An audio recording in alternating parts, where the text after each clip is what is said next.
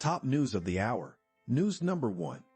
Zelenskyy's next move, the corruption crackdown no one saw coming. President Volodymyr Zelenskyy's proposal to increase penalties for corruption during wartime is a significant step towards combating the pervasive issue of graft in Ukraine.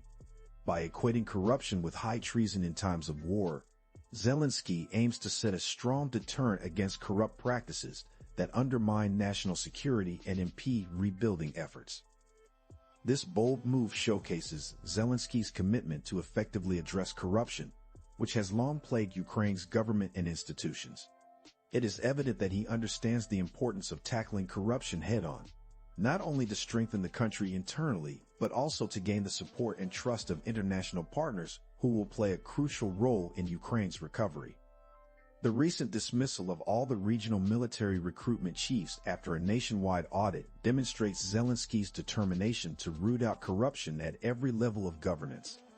This decisive action sends a clear message that no one is exempt from accountability, and those found guilty of corrupt practices will face the consequences. Ukraine's position in Transparency International's Corruption Perceptions Index reflects the pressing need for robust anti-corruption measures. Currently ranking 116th out of 180 countries, it is evident that corruption remains a significant obstacle in the country's path towards development and progress. Zelenskyy's proposal aligns with international standards in holding corrupt individuals accountable for their actions and striving for transparency in governance. Moreover, Deputy Prime Minister Irina Vereshchuk's statement aptly captures the gravity of the situation. The survival of the state is indeed at stake, and Ukraine's ability to eradicate corruption as a social group will determine its future. It is a critical moment for the nation, which calls for resolute actions and unwavering determination. President Zelenskyy's commitment to fighting corruption is commendable, and his proposed measures signify a crucial step in the right direction. By equating corruption with high treason during wartime, he aims to create a legal framework that will hold corrupt individuals accountable and deter others from engaging in such practices. This aligns with the global trend of recognizing corruption as a serious offense that deserves severe punishment, making Ukraine's stance more in line with international standards. The significance of this move cannot be underestimated. Corruption has hindered Ukraine's progress and tarnished its reputation for far too long.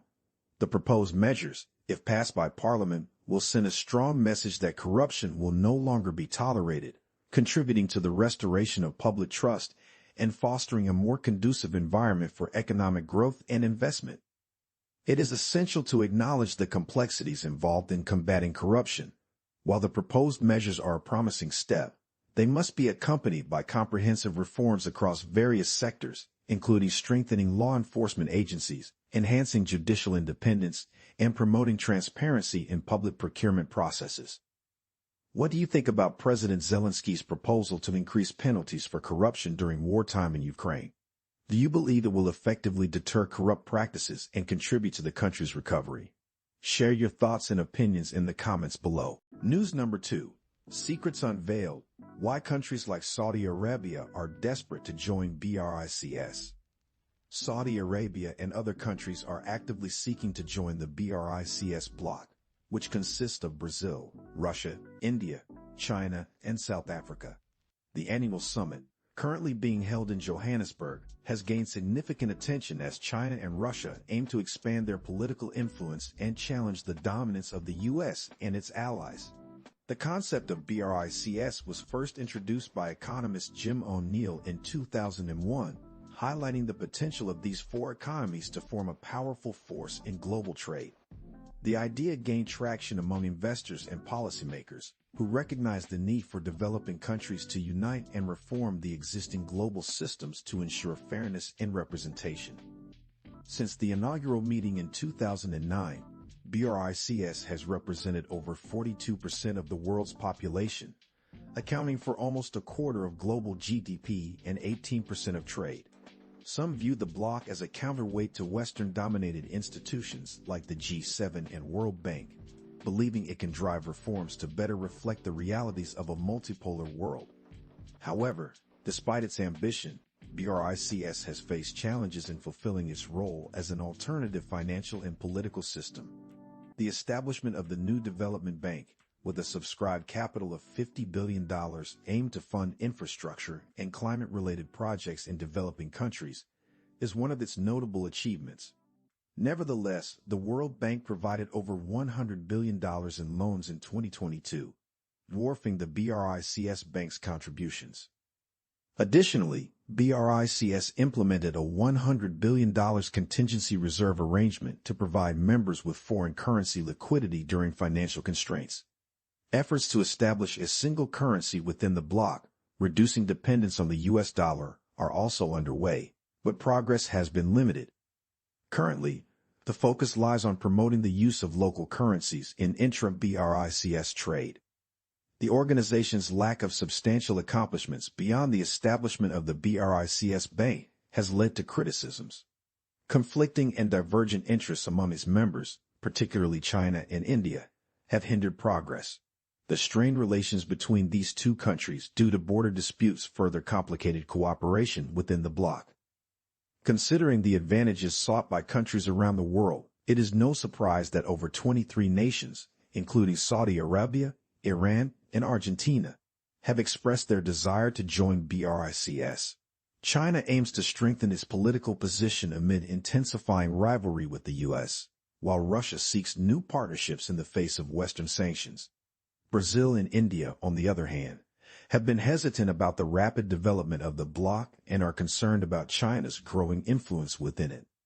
Although BRICS has not fully realized its economic potential, it presents itself as a representative of the global South, offering a geopolitical alternative to the U.S.-led international order. New applicants are attracted by the bloc's political and economic weight, hoping to benefit from its influence on global affairs. What are your thoughts on the topic? Do you believe that joining the BRICS bloc would be beneficial for countries seeking membership? Share your opinions in the comments below. News number 3. Niger on high alert. Is a major showdown looming? The current situation in Niger is marked by growing tensions and concerns about the possibility of aggression. Following the military coup that ousted President Mohamed Bazoum, threats of aggression on national territory have become increasingly apparent. The General Staff of the Army confirmed this in a message, urging Army units to remain on high alert in order to respond effectively. The military intervention on July 26, led by Gen. Abdurrahman Chiani, has resulted in political instability and a fragile security situation in the country. This has drawn the attention of the Economic Community of West African States, ECOWAS, which has demanded the restoration of constitutional order in Niger. The bloc emphasized the need to prioritize the country's security, which has deteriorated since the coup. While fears of armed intervention were initially present, ECOWAS has chosen to pursue dialogue with the new Nigerian authorities. This approach has alleviated concerns to some extent. However, it is crucial for ECOWAS to monitor the situation closely and ensure progress towards the restoration of constitutional order. In addition to ECOWAS, various political and civil society groups are cautioning France against any aggressive actions towards Niger. Algeria, in particular, has rejected a request from France to use its airspace for a military intervention against Niger. The French government has denied this claim. The strained relationship between Niger and France prompted the former to issue an ultimatum for the French ambassador to leave the country within 48 hours, citing actions against Niger's interests. These developments reflect the complexities and geopolitical dynamics surrounding Niger's current situation. The country is grappling with internal political instability, regional tensions, and potential foreign interventions. The response from ECOWAS, nations like Algeria, and the actions taken by Niger's military administration underscore the seriousness of the situation and the need for a coordinated and diplomatic resolution. It is crucial to hear diverse perspectives on the matter. What are your thoughts on the tensions in Niger? Do you believe that diplomatic efforts initiated by ECOWAS and the rejection of military intervention by Algeria are the right approaches? Should other regional powers or international organizations be involved in resolving the crisis? Please share your opinions in the comments below.